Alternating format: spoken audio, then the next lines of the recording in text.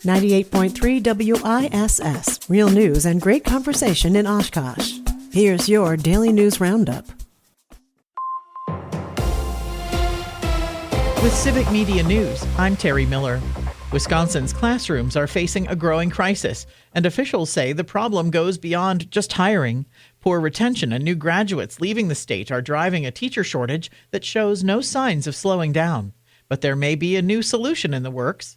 Back in 2024, Congress approved more than $500,000 in federal funding to launch a teacher apprenticeship program right here in Wisconsin. State agencies, including the Department of Workforce Development, the Department of Public Instruction, and the Wisconsin Technical College System, teamed up with 2 universities to get the program off the ground. The idea: let aspiring teachers earn while they learn, instead of the traditional path, a short internship, a bachelor's degree, and 1 semester of student teaching. This program flips the script entirely. Apprentices work inside classrooms now in support roles while training for their teaching credentials.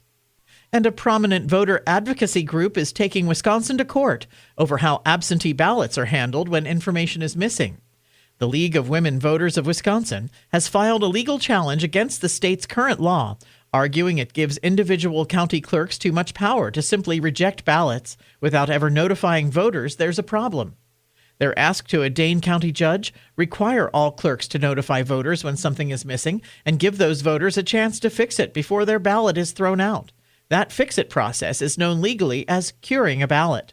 The case puts a spotlight on inconsistencies in how absentee ballots are processed across Wisconsin and whether voters are being treated equally, regardless of where they live. And Wisconsin farmers are getting hit from multiple directions, and they want Washington to know it. Senator Tammy Baldwin met with farmers in Janesville this week, hearing firsthand how global tariffs, rising diesel prices, and disruptions in the Strait of Hormuz are putting serious pressure on agricultural operations across the state.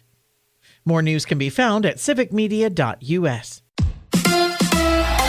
The Miz wins again. Hi, I'm Mike Clemens with Sports Baseball. The Brewers are back home at AmFam Field to host the Giants after beating the Astros yesterday in Houston 2-0. Another shutout performance by The Miz. Jacob Mizorowski. Was he as good as he was on Memorial Day? Pat Murphy. Did he have his best, most crisp stuff? No, but he gave us 7 innings and probably could have gave us a little more, but we want to be smart about everything we do there. His delivery was a little clunky. I think he'll tell you that. College baseball, the UWM Panthers play their final game tonight in a rematch against the Auburn Tigers, part of the NCAA Regionals. Auburn won in last night's game 8-1. The Wisconsin Badgers have hired a new general manager. He's 50-year-old Morocco Brown, an NFL exec who has worked for 4 different teams, most recently the Indianapolis Colts, where his GM there, Chris Ballard, a Badgers alum, served on the search committee for Wisconsin. With sports, I'm Mike Clemens. Partly to mostly cloudy today with a high right around 74 this afternoon. Tonight, mostly clear, 53 tomorrow, sunshine. Once again, 74 on Wednesday, sunny and a little warmer with a high of 78. I'm meteorologist Sean Cable. That's your Daily News Roundup for 98.3 WISS in Oshkosh.